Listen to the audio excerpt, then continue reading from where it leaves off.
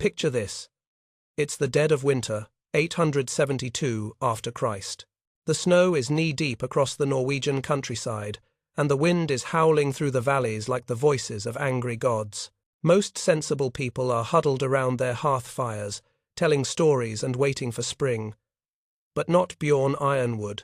No, Bjorn is out there in the moonlight, kneeling in his grandfather's sacred ash grove, doing something that would have gotten him branded as completely mad by anyone watching. He's listening to trees, not metaphorically listening, actually listening, the way you might strain to hear a conversation in the next room. And here's the thing that'll make your head spin.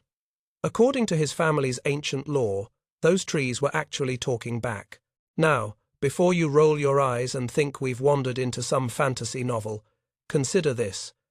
Bjorn Ironwood was about to accidentally stumble onto something that would fundamentally reshape Viking warfare, something so revolutionary that within a generation it would turn the military balance of medieval Europe completely upside down.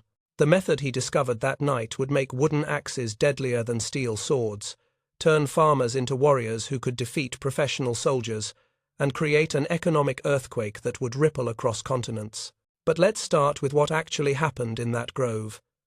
Bjorn came from a line of what you might call practical mystics. His grandmother Astrid had been renowned throughout the region for her whale oil preservation techniques, methods that could keep meat fresh through the longest winters and wood from rotting even when buried in bog water for years. His wife Freydis possessed an almost supernatural knowledge of bog herbs, the kind of plants that grew in the acidic, iron-rich marshlands that dotted the Norwegian landscape. She could tell you which roots gathered under a full moon would cure a fever, and which mushrooms, harvested at dawn, would keep wounds from festering. These weren't just folk remedies, mind you. Modern scientists studying medieval nutrition have found that many of these traditional practices had solid biochemical foundations.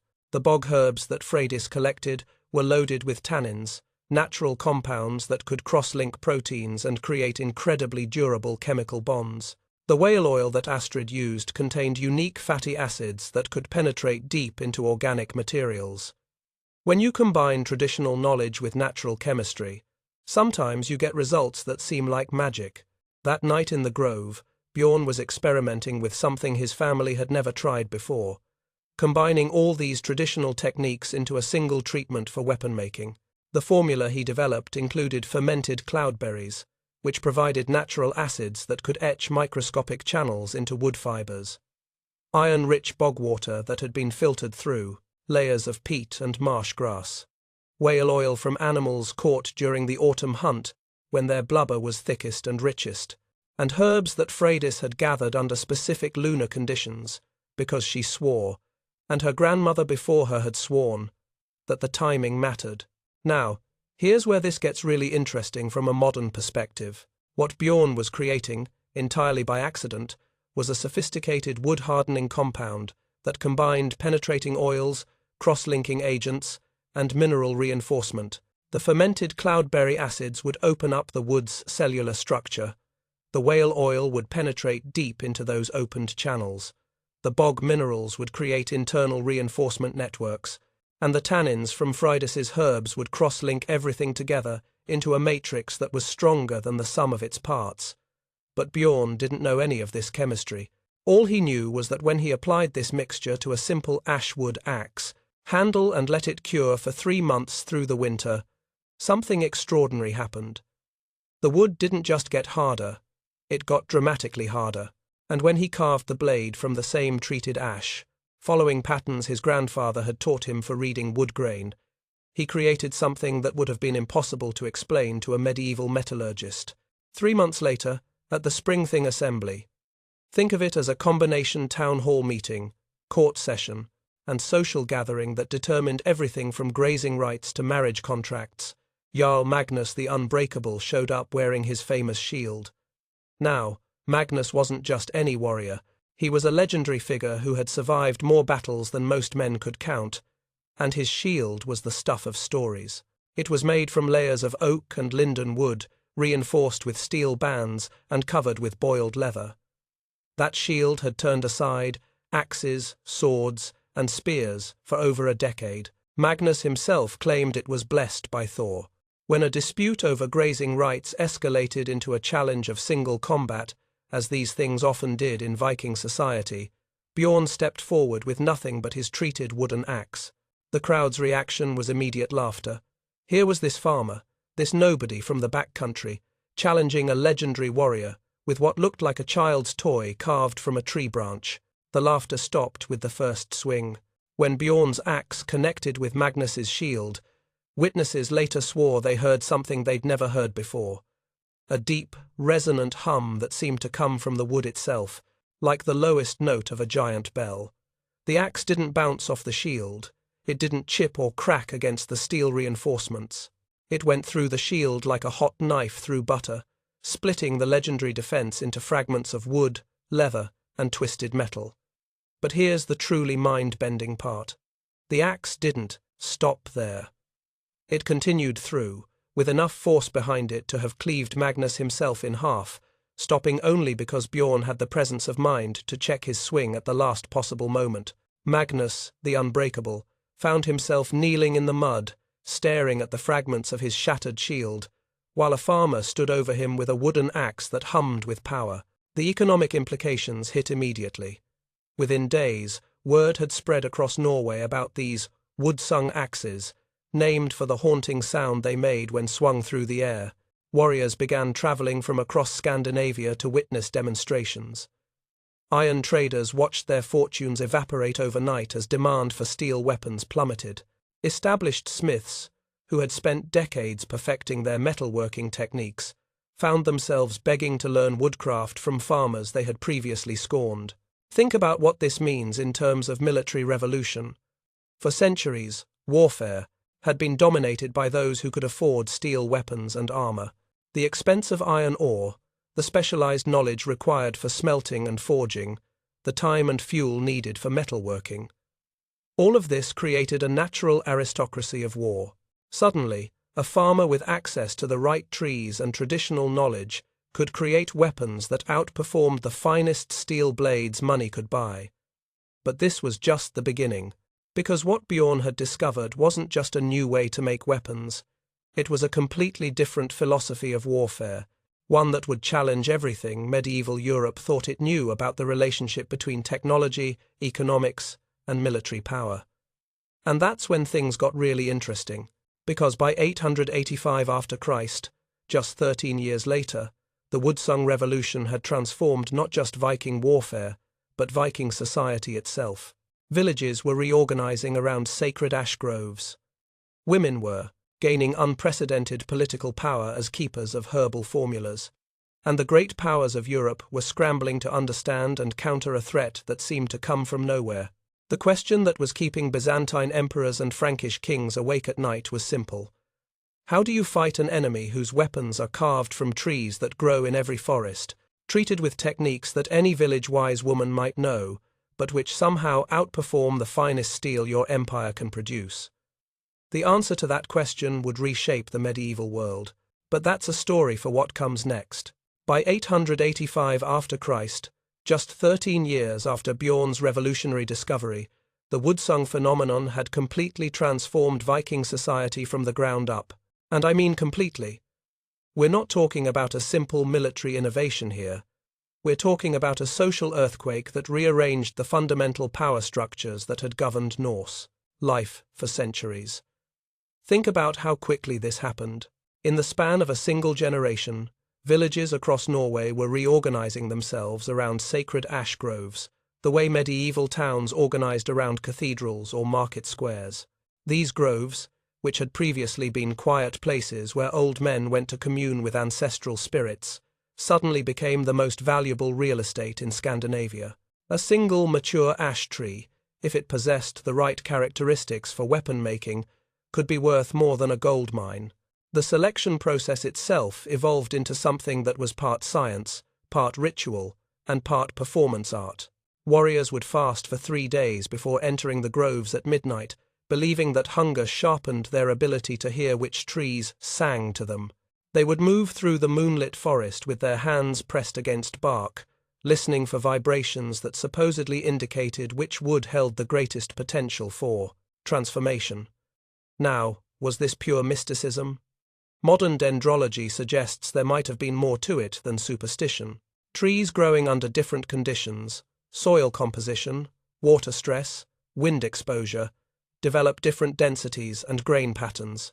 A warrior experienced in woodcraft might actually be able to detect subtle differences in the acoustic properties of different trees. The midnight timing could have been practical too. Cooler temperatures would make the wood denser, and the absence of daytime sounds would make subtle audio cues more noticeable. Master craftsmen emerged who could read wood grain patterns like runic inscriptions. They developed an elaborate classification system based on which side of the tree the wood came from, what weather conditions it had grown under, and whether it had been struck by lightning. The north side of trees, they discovered, where growth was slower and the grain tighter, produced harder weapons. Wood from trees that had survived lightning strikes carried what they called Thor's blessing, a phenomenon that modern science might explain as the electromagnetic effects of lightning creating unique molecular alignments in the wood fibers. But here's where the social revolution gets really fascinating. Women suddenly found themselves wielding unprecedented political influence. Freydis, Bjorn's wife, established what became known as the First Guild of Wood Whisperers, an organization where knowledge passed from mother to daughter through sacred oaths that were taken as seriously as any warrior's pledge of loyalty. This wasn't just about preserving recipes. The guild developed into a sophisticated network of botanical knowledge that spanned the entire Norse world. Members could identify over 200 different bog herbs by scent alone. They maintained detailed calendars tracking the optimal times for gathering different plants based on lunar cycles, seasonal conditions, and even the migration patterns of certain birds whose presence indicated specific soil chemistries. The power shift was dramatic. Previously, warfare had been the exclusive domain of men with access to expensive metal weapons and the training to use them. Suddenly, the most critical component of military success was controlled by women who guarded their knowledge more jealously than any smith guarded his forging techniques. A village with a master wood whisperer could outfit an entire army with weapons that outperformed anything available to neighboring settlements. The technical mastery that developed around the woodsung process was genuinely impressive. The guild discovered that whale oil aged in oak barrels for specific periods developed different penetrative properties. They learned that certain bog herbs had to be harvested during particular weather conditions, not just for mystical reasons, but because rainfall and humidity affected the concentration of active compounds in the plants. Most, remarkably, they figured out what we might now call the temporal aspects of the treatment. Axes crafted during the new moon, when atmospheric pressure was typically higher, seemed to strike with greater force. Weapons treated under the full moon developed the distinctive humming sound that gave them their name, though whether this was due to subtle differences in curing conditions or some other factor remained a mystery even to the craftsmen themselves. The true test of this new technology came in 886 after Christ. During the Great Raid on Paris, 300 Vikings, armed with woodsung axes and shields made from treated ash wood, faced the city's defenders behind stone walls that had never been breached by conventional weapons. The siege became a masterclass in the tactical applications of the new technology. Traditional siege warfare relied on massive wooden siege engines, battering rams, catapults, scaling ladders, that took weeks to construct and position. The woodsung warriors needed none of this. Their axes could bite through the wooden reinforcements of gates and defensive barriers like they were made of parchment. Their treated shields could turn aside crossbow bolts, and even light ballistae fire without splintering. But it was the psychological impact that proved most devastating. Frankish chroniclers wrote in terror of the demon axes that sang death songs as they carved through formations that had stood firm against conventional weapons for decades. The sound of 300 woodsung axes humming in unison as they cut through defensive works created a psychological effect that was probably as important as their physical capabilities. The defenders had prepared for a traditional siege. They had stockpiled arrows, reinforced their gates with iron bands, and positioned their best armored knights at critical defensive points. None of it mattered. When wooden weapons could cleave through steel armor and shatter stone, fortifications, All the traditional defensive preparations became useless. The fall of Paris sent shockwaves across medieval Europe that reached far beyond military circles. If Vikings armed with wooden weapons could take one of the most heavily fortified cities in Christendom, what did that mean for the entire feudal system? The economic model that made knights and professional soldiers valuable was based on the assumption that expensive weapons and armor created insurmountable advantages. Suddenly, farmers and fishermen with access to the right trees and herbal knowledge could outfight the most elite warriors money could buy. The ripple effects hit immediately. Frankish and Saxon lords began desperately trying to acquire wood-sung weapons for their own forces. Byzantine merchants offered enormous sums for even basic examples of the treated axes. Arab scholars in Cordoba and Baghdad began conducting systematic experiments with different woods and treatment methods, trying to reverse engineer the Norse advantage. But here's what made the wood-sung revolution so difficult to counter. It wasn't just about having the right recipe. The knowledge was embedded in an entire cultural system that had evolved over generations. You couldn't just steal the formula and expect to recreate the results. You needed to understand the seasonal timing, the ritual preparations, the precise techniques for reading wood grain and selecting the right materials. You needed the guild's accumulated wisdom about which bog herbs grew in which conditions, how to age whale oil properly, and dozens of other variables that had never been written down because they were transmitted through hands-on apprenticeship. The economic implications were staggering. Iron mining operations across Europe began shutting down as demand for steel weapons collapsed. Entire regions that had built their prosperity on metalworking found themselves economically devastated almost overnight. Meanwhile, areas with the right types of forests and access to traditional herbal knowledge experienced unprecedented booms in wealth and population. But the most profound change was philosophical. For centuries, European warfare had been moving toward increasingly heavy armor, bigger weapons, and more expensive military technology. The assumption was that progress meant more metal, more complexity, more specialization. The wood-sung revolution suggested exactly the opposite. That simpler, organic technologies based on traditional knowledge could outperform the most advanced metallurgy available. This philosophical challenge would prove even more threatening to established powers than the immediate military implications.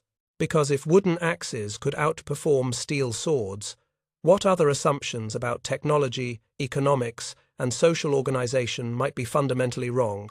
The answer to that question was about to become very important, because the great powers of Europe were about to launch the most sophisticated intelligence operation of the medieval period, dedicated to stealing, understanding, and countering the Norse advantage.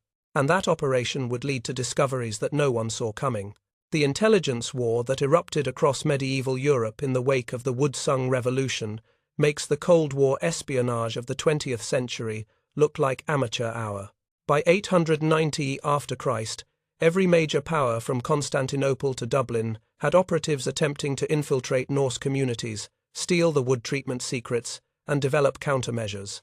What followed was a cat-and-mouse game of deception, infiltration, and technological espionage that would reshape medieval diplomacy for generations.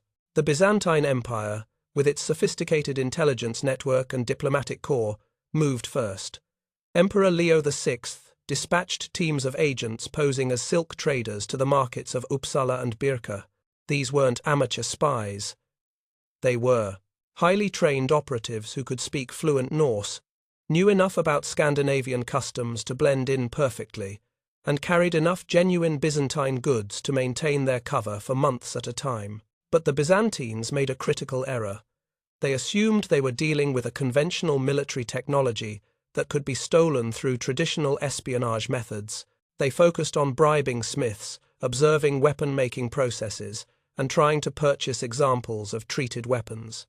What they didn't understand was that the wood-sung technique wasn't just about following a recipe, it was embedded in an entire cultural matrix of traditional knowledge that couldn't be separated from its social context. Meanwhile, in the great libraries of Cordoba, Arab alchemists were taking a completely different approach. Rather than trying to steal the Norse secrets, they began systematic experimentation with different woods, oils, and treatment methods. They tested cedar from Lebanon, olive oil from Andalusia, and mineral-rich waters from mountain springs.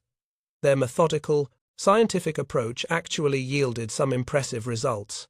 They developed treatments that could significantly harden olive wood and create effective weapons from materials available in Mediterranean climates. But even their best results couldn't match the performance of authentic woodsung axes. The specific combination of ash wood, whale oil, bog herbs, and the precise timing of the Norse treatment process created synergies that couldn't be replicated through pure experimentation. The Arabs were essentially trying to reverse engineer a complex biotechnology using 8th century chemistry, and while they made significant progress, they never quite cracked the code. The Catholic Church faced a particularly interesting dilemma. Pope Formosus had to decide whether to denounce the woodsung techniques as pagan sorcery or find a way to co-opt them for Christian use. The theological implications were enormous. If pagan rituals could produce weapons that outperformed Christian steel, what did that say about the relative power of different belief systems? Formosus chose pragmatism over ideology. In a series of secret papal bulls that wouldn't be discovered by historians until the 20th century, he ordered monasteries across Europe to begin researching what he diplomatically termed holy oil treatments that could sanctify wooden weapons for Christian use. Monasteries with strong traditions of herbal medicine, particularly those in Ireland and the Alpine regions, began developing their own versions of wood treatment techniques. The monastic approach proved surprisingly effective. Monks had centuries of experience with botanical chemistry through their medical practices. They understood fermentation, had access to a wide variety of herbs and oils, and possessed the patience for the long experimentation required to perfect the techniques. Some of the Irish monasteries actually developed wood treatments that rivaled Norse methods, though they never achieved the same level of systematic production. The most dramatic espionage operation, however, came from the Saxon kingdoms. King Arnulf of East Francia, recognizing that traditional military responses were inadequate, authorized an infiltration mission that was audacious even by medieval standards. 12 Saxon smiths volunteered to pose as thralls, slaves, and infiltrate Bjorn Ironwood's own workshop to learn the techniques firsthand. The plan was brilliant in its simplicity. Thralls were essentially invisible in Viking society, expected to perform manual labor without asking questions or showing curiosity about their master's techniques. The Saxon agents underwent months of preparation, learning to speak Norse with appropriate regional accents, studying Viking customs and social hierarchies, and even submitting to ritual scarification to make their slave status appear authentic. For over a year, the Saxon spies worked alongside genuine Norse craftsmen, observing every detail of the woodsung production process. They learned about the seasonal timing of herb gathering, the specific techniques for reading wood grain, and the complex procedures for mixing and applying the treatment compounds. They memorized formulas, sketched diagrams, and gradually pieced together what appeared to be a complete understanding of the technology. But they made one critical error that revealed their true identity. They failed to recognize the sacred songs that were sung during the treatment process. These weren't just meaningless chants. They were mnemonic devices that encoded precise timing information for different stages of the procedure. When the false thralls failed to join in the singing, or sang at inappropriate moments, their lack of cultural knowledge became obvious to the Norse craftsmen. The discovery led to one of the most brutal intelligence purges in medieval history. The 12 Saxon spies were subjected to traditional Norse justice for oath-breaking and deception, but their exposure also revealed something that shocked the Viking leadership: the scope and sophistication of the international effort to steal their secrets. Bjorn Ironwood realized that his revolution had made the Norse world a target for every major power in Europe. The intelligence war reached its climax during the siege of York in 895 after Christ. King Arnulf had spent 3 years since the failed infiltration mission developing what he believed were effective countermeasures to woodsung weapons. Saxon smiths had created new shield designs with layered construction, specifically engineered to absorb and dissipate the impact of wooden axes. They had developed spring steel blades designed to flex rather than shatter when struck by treated wood. More importantly, Arnulf had commissioned the creation of a revolutionary new weapon, a spring-steel sword, specifically designed to shatter wooden weapons. The blade incorporated techniques borrowed from Arab metallurgy, Byzantine engineering, and Frankish weaponsmithing. It was probably the most sophisticated piece of medieval military technology ever created up to that point. The siege became a test of competing military philosophies as much as a conventional battle. Arnulf's forces represented the traditional European approach: sophisticated metallurgy, professional soldiers, and expensive equipment. The Norse attackers embodied the Woodsung revolution: organic technology, traditional knowledge, and weapons that seemed to defy conventional understanding. Bjorn Ironwood himself, now 63 years old and greying but still formidable, led the Viking assault. The climactic moment came when Arnulf's champion, wielding the revolutionary spring-steel blade, challenged Bjorn to single combat. The entire siege essentially paused, as both armies gathered to watch what everyone understood was a decisive test between old and new ways of warfare. The duel lasted from dawn until noon. Arnulf's champion was younger, stronger, and armed with what was arguably the finest sword ever forged in medieval Europe. But Bjorn carried Grove Speaker, an axe he had crafted from ash wood that had been struck by lightning 3 times and treated with a formula that had been refined over 23 years of experimentation. The decisive moment came when the spring-steel blade, designed to flex and absorb impact, met Grove Speaker in a direct clash. The Saxon sword, for all its sophisticated engineering, simply couldn't handle the kinetic energy transfer from the treated ash wood. The blade snapped at the hilt, and Grove Speaker continued through to cleave through helmet and skull in a single devastating stroke. But even in victory, Bjorn's triumph was brief. As he raised his axe in victory, a Saxon archer's arrow, fired from 200 yards away, found the gap in his leather armor and pierced his chest. The wound wasn't immediately fatal, but as his son Erikur cradled him on the blood-soaked ground, both men understood that the founder of the Woodsung revolution was dying. What Bjorn whispered to Erikur in those final moments would haunt Norse society for generations. He shared not just the technical formula for wood treatment, but the philosophical understanding that made it work. The trees remember what men forget, listen to their dreams, and steel becomes straw. But here's the tragedy. Bjorn's death triggered a succession crisis that had nothing to do with land or wealth, and everything to do with knowledge. Who inherited the complete understanding of the Woodsung techniques? Erikur had learned much from his father, but not everything. Freydis possessed crucial knowledge about the herbal components, but not the complete process. Different students and apprentices had mastered different aspects of the craft. Within months of Bjorn's death, the unified Woodsung tradition fragmented into a dozen incomplete versions scattered across the Norse world. Some craftsmen knew the wood selection techniques, but not the proper treatment formulas. Others understood the chemical processes, but lacked the cultural knowledge to implement them effectively. The Guild of Wood Whisperers split into competing factions, each claiming to possess the authentic tradition. The fragmentation was a disaster for Norse military supremacy, but it had an unexpected consequence. It spread modified versions of the technology across medieval Europe, much faster than any intelligence operation could have managed. As different groups experimented with incomplete knowledge, they inadvertently developed new variations and improvements that were adapted to local conditions and materials. The age of unified Woodsung dominance was ending, but the age of diversified woodweapon technology was just beginning. And that transition would reshape medieval warfare in ways that not Bjorn, not his enemies, not even the Guild of Wood Whisperers could have anticipated. The fragmentation of Bjorn Ironwood's knowledge after 895 after Christ didn't mark the end of the Woodsung revolution. It marked the beginning of its true transformation into something far more complex and far-reaching than anyone could have imagined. What had started as a single Norwegian farmer's accidental discovery evolved into a family of related technologies that would influence everything from architecture to shipbuilding across medieval Europe.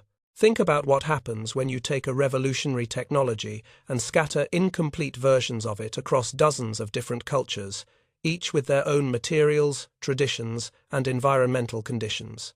You don't get gradual decline, you get explosive innovation as different groups adapt and improve the basic concepts to fit their specific needs. Irish craftsmen, working with their monastic allies, discovered that adding sacred oak to the ash wood treatment created axes that could cleave through stone walls. This wasn't just theoretical.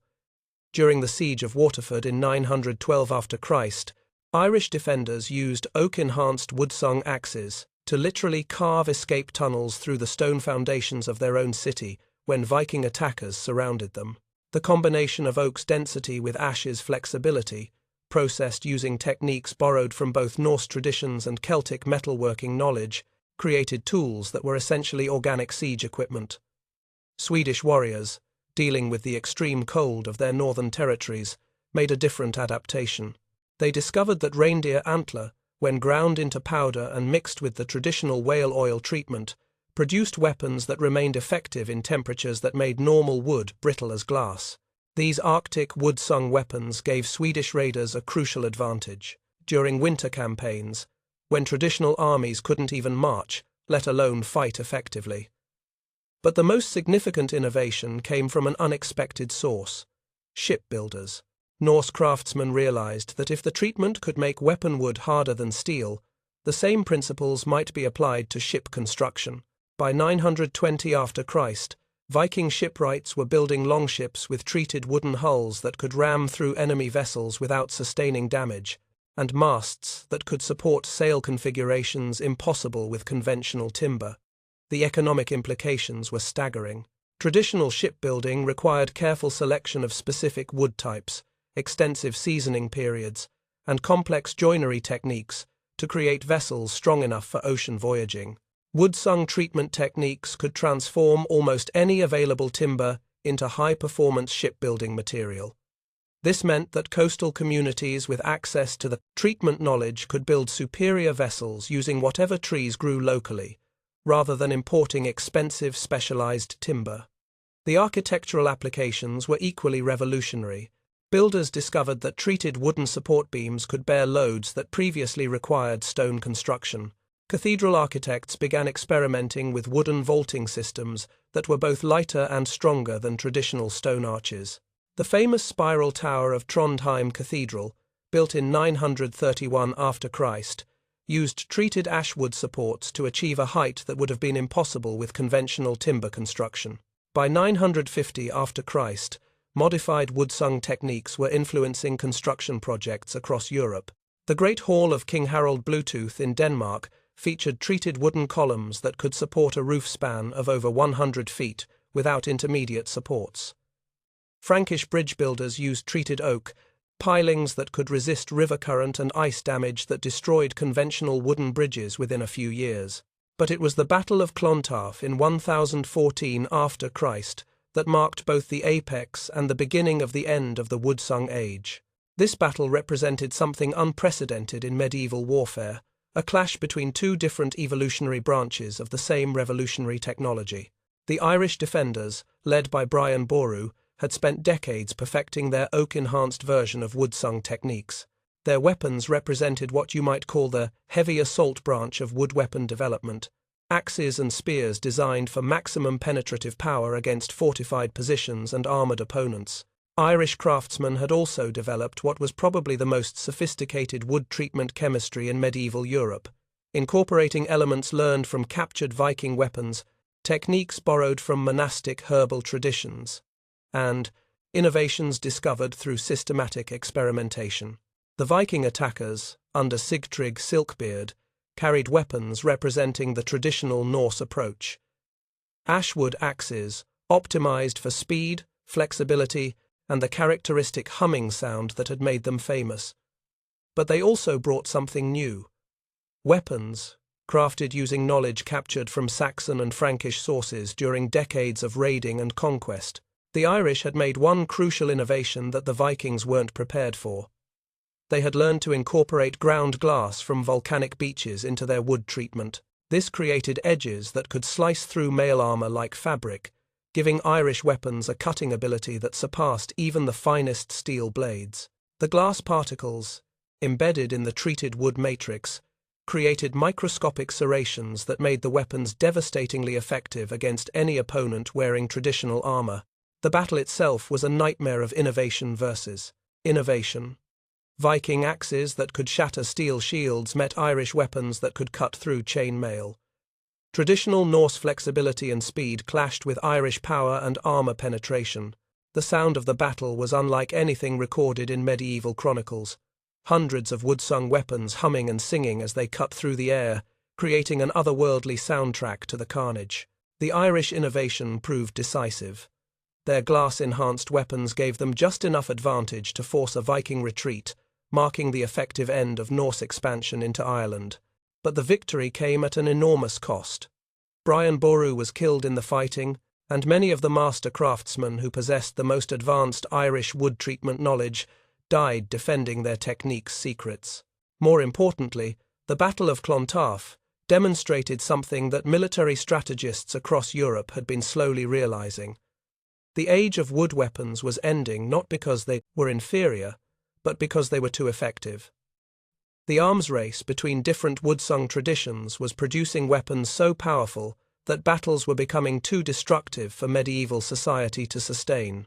As the medieval period progressed into the 11th and 12th centuries, the rise of full-plate armor and crossbow technology gradually made wood-sung weapons less strategically relevant.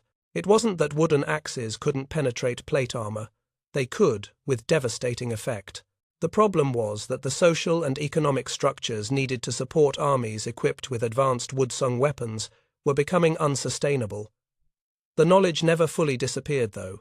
Master craftsmen encoded the wisdom in everything from decorative wood carvings to children's songs, ensuring that fragments of the tradition survived, even as the complete techniques faded into legend. Viking grave goods from the 11th century include ceremonial axes, with treatment that modern metallurgists still can't fully explain. Irish monasteries preserved manuscripts with herbal formulas that reference techniques clearly derived from wood-sung traditions. The most fascinating aspect of the wood-sung legacy is how completely it vanished from mainstream historical awareness. Medieval chroniclers, writing for audiences that valued steel and stone as symbols of civilization and progress, systematically downplayed or ignored wood weapon technologies. The few references that survive in contemporary sources often describe wood-sung axes as sorcerous or demon-crafted, language that medieval readers would have understood as meaning inexplicable by normal standards. Modern archaeological excavations have been gradually recovering the physical evidence that medieval chroniclers ignored or suppressed. Norwegian bog excavations have yielded perfectly preserved wood-sung axes that are still harder than contemporary steel reproductions after 1,000 years underground. The wood shows cellular modifications that materials scientists struggle to explain using current knowledge of wood chemistry. Analysis of these recovered weapons reveals trace elements of compounds that don't match any known medieval preservation techniques. The mineral content suggests treatment with solutions containing elements that wouldn't normally be available in 8th century Scandinavia. Some researchers have speculated that the Norse wood treatment techniques achieved results through biochemical processes that modern science doesn't fully understand. The greatest irony of the wood-sung revolution is that Bjorn Ironwood's primitive method, dismissed by medieval chroniclers as backward superstition, may represent a lost material science that achieved through patient observation and traditional knowledge what modern chemistry still cannot fully replicate. Recent attempts to recreate authentic wood-sung treatments using laboratory-grade equipment and precisely controlled conditions have failed to match the performance characteristics of weapons recovered from archaeological sites. Perhaps the most important legacy of the wood-sung age isn't technical, but philosophical. For roughly 2 centuries, medieval Europe experienced a period when the most advanced military technology available was based on organic materials, traditional knowledge, and sustainable resource management rather than industrial extraction and complex manufacturing. Communities that understood their local ecosystems and maintained traditional craft knowledge possessed decisive advantages over societies that relied on imported materials and centralized production. The wood-sung revolution suggests that technological progress doesn't always mean more complexity, more metal, or more industrial infrastructure. Sometimes the most revolutionary advances come from understanding and improving traditional techniques that have been tested over generations. Sometimes the future lies not in abandoning the past, but in rediscovering the wisdom that we thought we had outgrown. In our current age of industrial technology and global supply chains, the story of how Norwegian farmers with wooden axes could defeat professional armies with steel weapons offers a provocative question. What other traditional knowledge have we discarded in our rush toward technological complexity? What other Bjorn Ironwoods are out there, listening to voices we've forgotten how to hear, waiting to discover that the ancient ways might hold the keys to futures we can't yet imagine? The trees, after all, are still there. And they're still whispering, if we remember how to listen.